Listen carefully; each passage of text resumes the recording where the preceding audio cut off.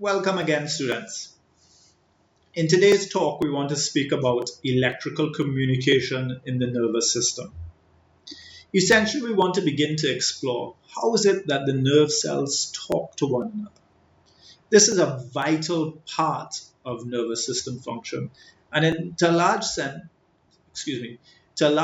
this is the whole reason for the existence of the nervous system. Having processed information, the nervous system must now begin to speak to other parts of the body and also speak to itself. Therefore, the communication is vital. Now, let me begin by saying that communication takes place via electrical signals. And so we have to look inside of this lecture at how it is the nervous system is able to take biological molecules and use them to generate electricity. Now, let me begin by saying that if you measure or if you put an electrode on the inside of the cell and you put an electrode on the outside of a cell, what you will discover is there's an electrical potential difference between the cell membrane or across the cell membrane. And this is termed the resting membrane potential. So the resting membrane potential is the potential difference or the electrical charge across the cell membrane at rest. And you can see in this diagram exactly what I was talking to you about. Here using microelectrodes, an electrode is inserted just on the inside of the cell and one is just on the outside of the cell. And what you discover is that the inside of the cell has a negative charge relative to the outside of the cell. For the typical nerve cell, that negative charge tends to be of a value of about minus 70 millivolts. That would be for typical nerve cells. Now, this ability to measure potentials is similar to what you might see an electrician doing when he turns up at your home with a voltmeter, which is a little device with two prongs, which allows him to see if there's connectivity in circuits by establishing, in the same way as we're doing here in these axons, whether there are potential differences between two different places. Now, the negative value that we see is something that has been established by convention, but it's also because the inside of the cell has more negative charge relative to the outside of the cell. And even though I told you that for the typical nerve cell, the value tends to be minus 70 millivolts, you must appreciate that biological systems have what we call normal ranges. And so for nerve cell, those ranges could be anywhere from minus 60 to minus 90 millivolts. In fact, the typical cardiac muscle cell has a resting membrane potential of about minus 90 millivolts. However, different cells, like red blood cells, can be as high as minus 9 millivolts, whereas some bacteria have been known to have minus 200 millivolts resting membrane potential. So the question we want to ask ourselves is, how does the resting membrane potential arise? And it's generally generated due to two factors. One, the intracellular fluid has a different composition from the extracellular fluid. The intracellular fluid is high in potassium and low in sodium. So the ions potassium and sodium are key for generating the resting membrane potential. So if you look on the inside of the cell, you tend to have a lot of potassium and you don't have a lot of sodium. But on the outside of the cell, you have a lot of sodium and you don't have a lot of potassium. So that's the first important thing that I want you to remember with respect to generating the resting membrane potential. The second thing I want you to appreciate is the resting membrane potential is semi-permeable in nature. Remember I told you the role of the membrane is to divide the cell and keep the inside different from the outside. But it also has gates or channels that allow substances to move across, and that's why we call it semi-permeable. And this semi-permeability is important because we're going to see how this is used to generate the resting membrane potential. But before we go down that route, I just want to introduce you to the different types of ion channels, because over the next period of time, ion channels are going to become very, very important for what we're studying about the nervous system. So let me introduce you to these four types of channels. Now the first channel we can call the passive or the leaky channel. That's the first channel, the passive or the leaky channel. What do we mean when we say a channel is passive or leaky? Well, think of a door in your home, or think of a doorway that has no door. That's what a passive or leaky channel is. It's always open. It's always open. And so there's no real regulation of the movement of a substance in and out. That substance can flow in and out freely at any time. However, even though these channels are leaky or passive because they have no doors, they are also usually specific. So you will have sodium leaky channels. These channels only allow sodium to move in and out. Or you could have potassium leaky channels or chloride leaky channels. So even though the channel is leaky, it tends to only allow one or two specific substances to pass through. So in that sense, the analogy of the doorway actually breaks down because almost anything can pass through a doorway of your home.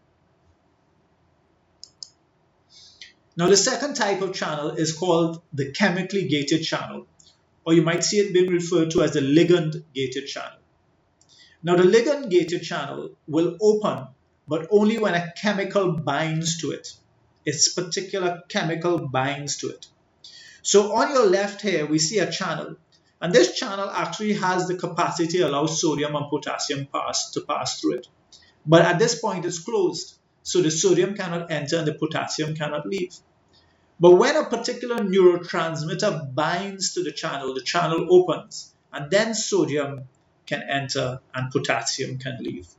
And so these gated channels have gates, and these gates open in response to different mechanisms. In this particular case, the mechanism for opening is a chemical attaching or a ligand attaching to the channel. The first channel that we saw had no gate. It was leaky. It was open all the time. The next few channels that we're looking at all have gates. This one is the chemically gated channel. The second type of gated channel we'll talk about is the voltage gated channel. And the voltage gated channel opens when the membrane potential changes.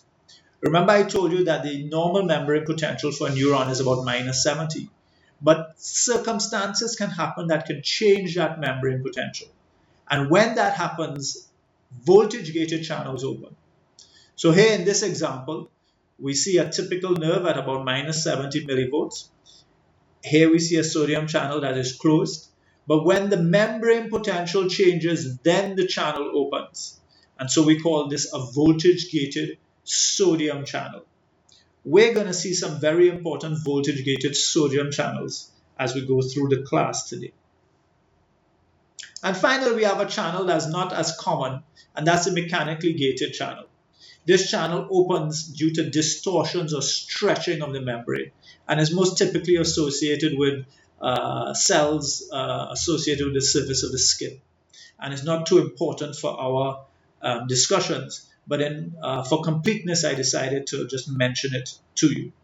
So we have 4 types of channels. The first type of channel has no gates. It's leaky. It's open all the time, but it's specific to certain substances. The other 3 channels all have gates, and these gates open in different mechanisms. They can be opened because a chemical binds to it. They can be opened because there's a change in membrane potential, or they can be opened because of some sort of distortion in the membrane, giving rise to the terms chemically gated, voltage gated, and mechanically gated, respectively. Now, having said that, let's use this to explain how the resting membrane potential originates. Now here we have what we can call a concentration cell, and it's used to depict the situation in an animal cell. Let's just look at side 1 here, and let's think of this as maybe the inside of the cell, because it has a lot of potassium and not a lot of sodium. And let's look at side 2, which we can call the outside of the cell, because it doesn't have a lot of potassium, but it has a lot of sodium. Now you know from basic chemistry that if this membrane that divides the 2 cells is semi-permeable such that it's only permeable to potassium, Now what's going to happen is potassium is going to diffuse from side 1 to side 2. And because of the laws of diffusion, that process is going to continue until both sides have an equal amount of potassium.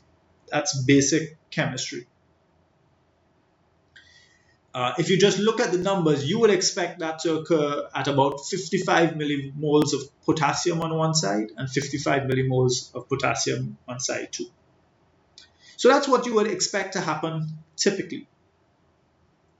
But potassium is an ion. Potassium is an ion. And ions have a charge attached to them, represented by this plus sign here. Now this makes the diffusion of potassium a little bit more complex, because every time 1 mole or millimole of potassium goes to side 2, not only is potassium moving, but positive charge is moving. And so this side 2 is becoming more positive, and side 1 is becoming more negative. Now we know that positive charge will oppose further positive charge. So every time positive charge goes to side 2, it repels the arrival of further positive charge from side 1. And so what you have set up is you have a chemical force due to diffusion pushing potassium from side 1 to 2. But you then get an electrical force due to the charges pushing potassium from side 2 to 1. And the point of ionic equilibria is the point at which those two forces are balanced. And those two forces will be balanced in such a way that there's more potassium on one side and less on the other, making side 1 more negative. And this is how the resting membrane potential is generated. Now I want you to listen to me say that again, and then I want you to try and explain it to somebody as you seek to understand it. In this slide here, I've described the situation for you, and you have to describe what will happen. So let's go through this again. At time 0, there's a large current from side 1 to side 2. This is because of the diffusion gradient. The sodium gradient is just as large, but because sodium cannot cross the membrane, it's not involved in our scenario here. As potassium diffuses, it leaves behind residual negative charge. This residual negative charge acts as an attractive electrical force, drawing potassium from the low concentration side back into the high concentration. Or you can say, as I described it, the positive charge is repelling it. As long as the chemical force of the potassium gradient is larger than the opposite-oriented electrical force, there will be movement from side 1 to 2. But eventually a point is reached where they exactly balance each other, and that's the point of ionic equilibrium. Okay? And this is how the resting membrane is set up. Each ion is working towards to move towards its own ionic equilibrium. But because the cell membrane is particularly permeable to potassium, potassium has a big effect on the resting membrane, and it ends up being about -70 millivolts. So I'm just going to play you a little video here that should show that to you and rehearse that for you concerning the resting membrane potential.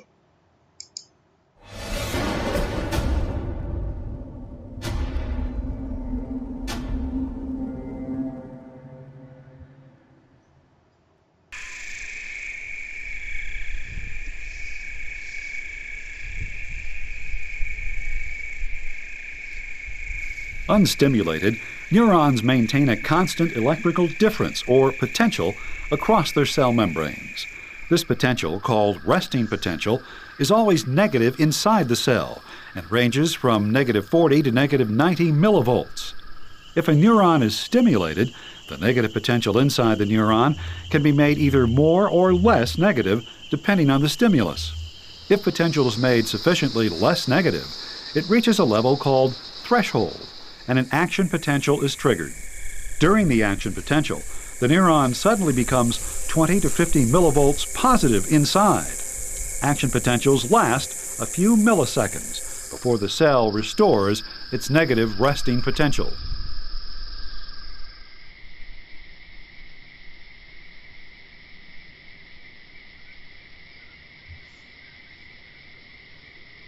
The The cell membrane of a neuron encloses cytoplasm with various ions dissolved in it. The neuron itself is immersed in a salt solution, the extracellular fluid.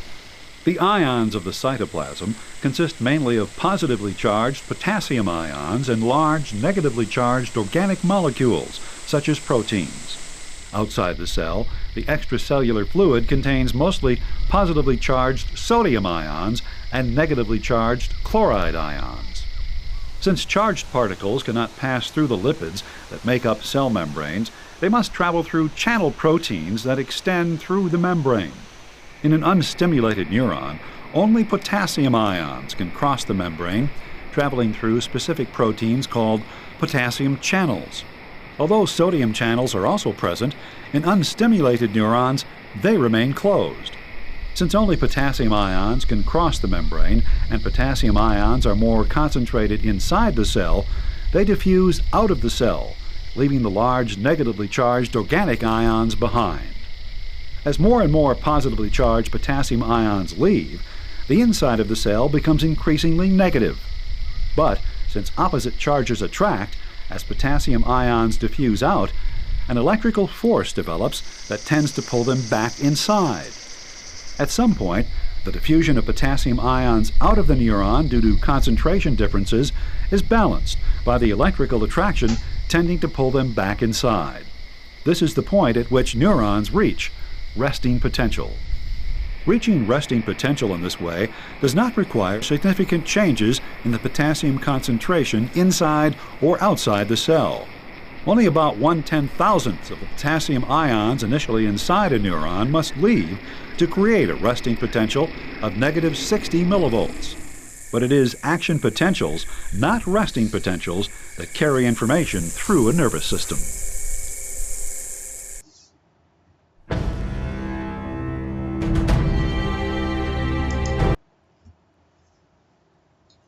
I hope you found that video useful as a summary of the resting membrane potential. What you need to do now is you need to listen to this material again and read it over in your textbooks and have discussions with myself and your classmates to ensure you clearly understand what is the resting membrane potential and some basics about how it is generated. Now, the resting potential is very important because neurons have resting membrane potentials. It allows them to generate action potentials. And action potentials are what are used to transmit signals along the cell. Now, to explain action potentials, I want to start off with this image. Now, this image is recording the signal from a neuron when we apply different stimuli.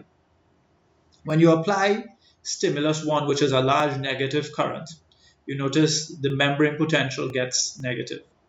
When you apply a smaller negative current, the membrane potential gets negative, but not to the same extent. When you apply a small positive current, you get a small positive deviation in the membrane potential. But something strange happens when you apply a large positive current or a larger positive current. You get this very strange shape, which is typical of the action potential.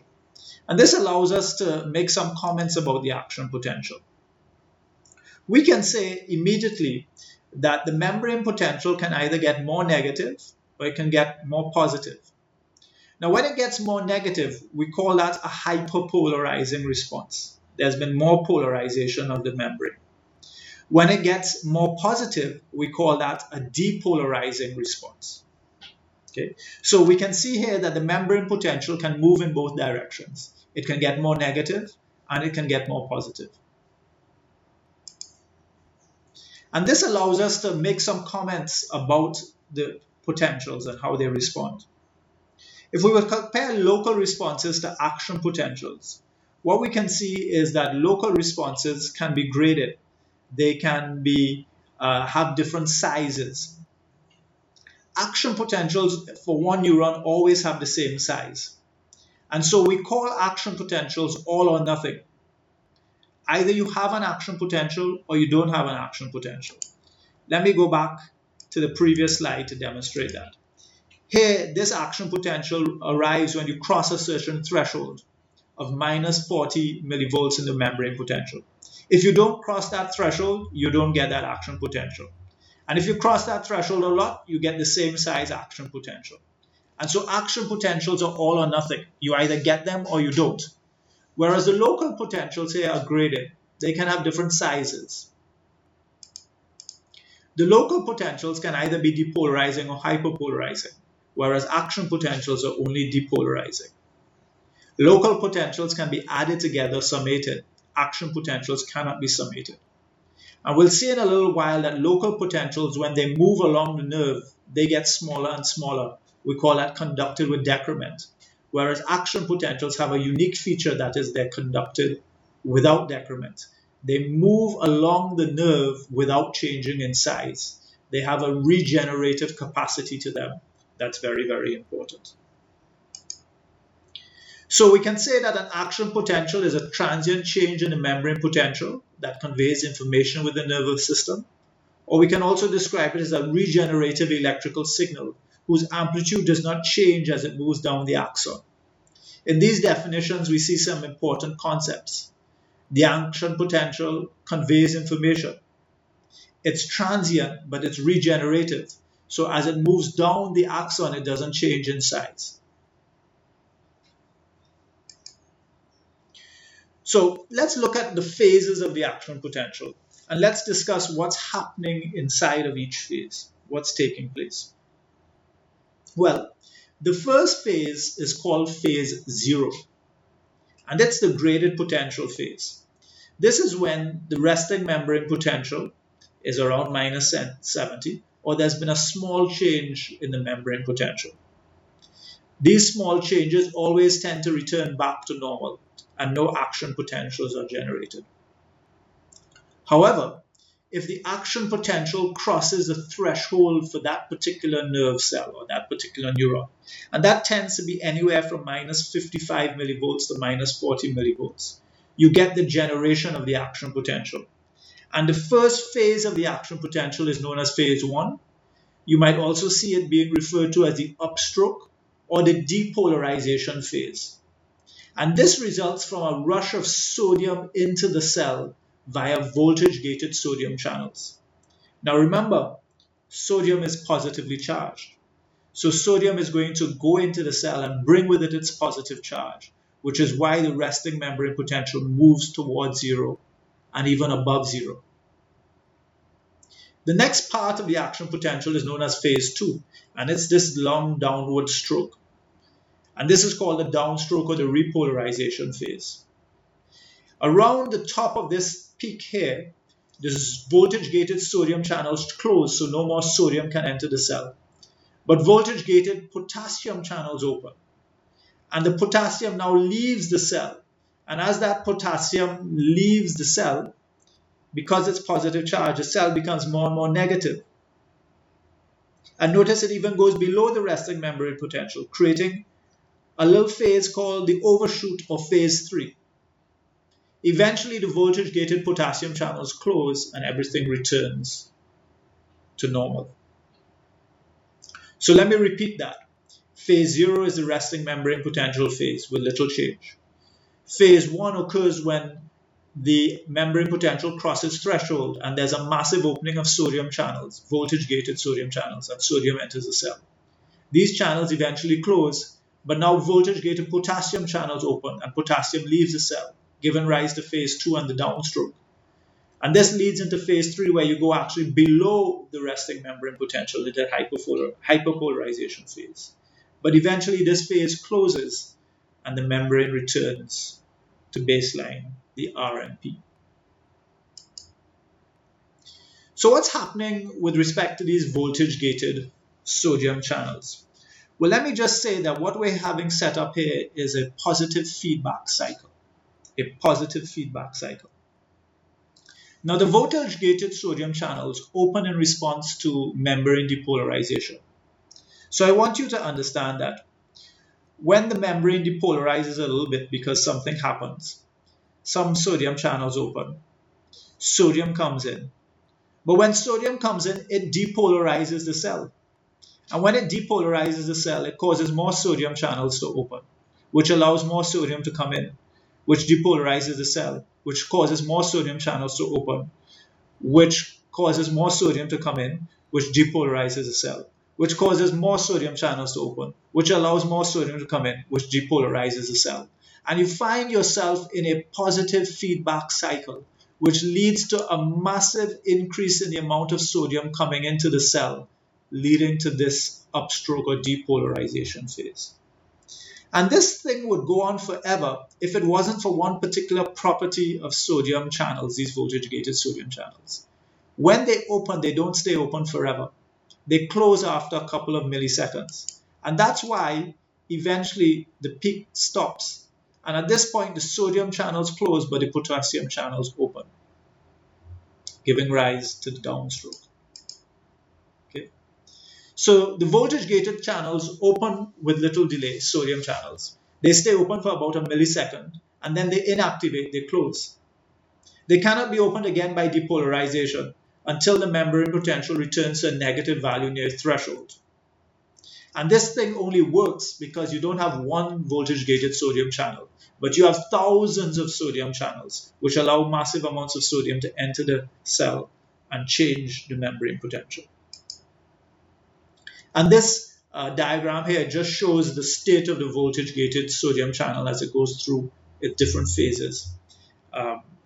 It can be at rest where it's closed, but then the membrane potential changes and it opens, but then it inactivates and gets closed, and it needs some time before it goes to the rest state again. And this diagram here just shows you the different ionic fluxes. That the first part, the upstroke of the membrane potential, is triggered by the influx of sodium as seen by this current here. But the second part, the repolarization phase, is triggered by the influx or the efflux, the outflux of potassium, as seen here. Okay. Now there's an important concept that I want to mention to you, and this is called the refractory period. Now the refractory period is a point in time where it's much more difficult to get a new action potential. And there are two refractory periods, as you can see in this diagram. There's an absolute refractory period and a relative refractory period. Now, during the absolute refractory period, no matter what you do, you cannot generate another action potential. Let me say that again. During the absolute refractory period, no matter what you do, you cannot generate another action potential. And this is because the sodium channels, the voltage-gated sodium channels, have inactivated. And because they have inactivated, they will not open again until they are given their period of rest. The second phase is the relative refractory period. Here you can generate an action potential, but you have to apply a larger current. And this is because you're in the hyperpolarization phase. Some of the sodium channels are inactivated, but some are now activating again. But you have to move from a lower place below threshold to get a lower place below the membrane potential, to get to threshold. So if the membrane potential was minus 70 previously, now it takes 15 millivolts to get to threshold. But if it goes below minus 70 in hyperpolarization to minus 75, it might take 20 millivolts to get to threshold. So these are some examples of why you have a relative refractory period. So the absolute refractory period, the sodium channels are inactivated, and no matter what stimulus is applied, they will not reopen. But in the relative refractory period, some of the channels have reopened, but the threshold is higher than normal, making it more difficult for the sodium channels to raise the membrane potential to the threshold of excitation. And as I said, that's also because of the hyperpolarization phase. So let's conclude by talking about the conduction of action potentials. How do action potentials move along the axon? Now, this is not, this occurs because of a passive process. So this passive electronic spread is an important part of the action potential. Now let's look at how this works. Let's look at this diagram here. And in this area of orange, we have an action potential. The inside has become positive the outside is now negative. That's your action potential. But we know that once you have positive charge next to negative charge, they're going to attract. So once this situation happens, the positive charge is going to go across to this side of the axon. But whenever you get positive charge, you have depolarization. So if this area depolarizes, it's going to cause voltage-gated sodium channels to open. And if voltage-gated sodium channels open, then sodium is going to come from outside on the inside. And if sodium comes from the outside to the inside, the result is more depolarization. And if there's more depolarization, more channels open and more sodium comes in. And so you can see the little movement of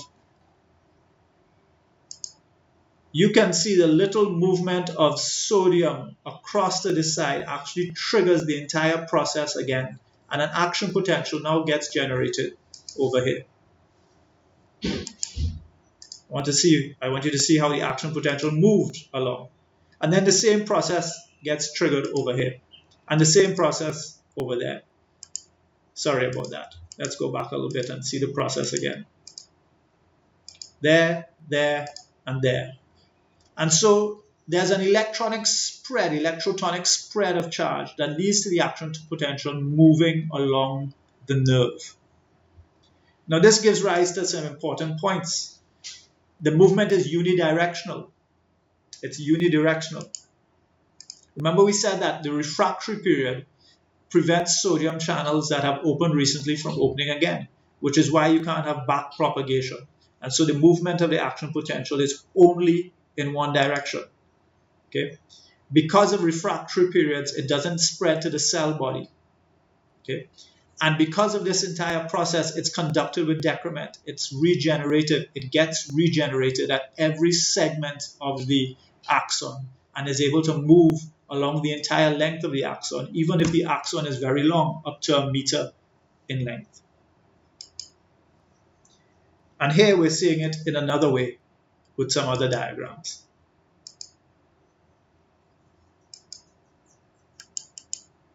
Let me just run through those diagrams again for you. Same thing, sodium comes in from an action potential, inside becomes positive.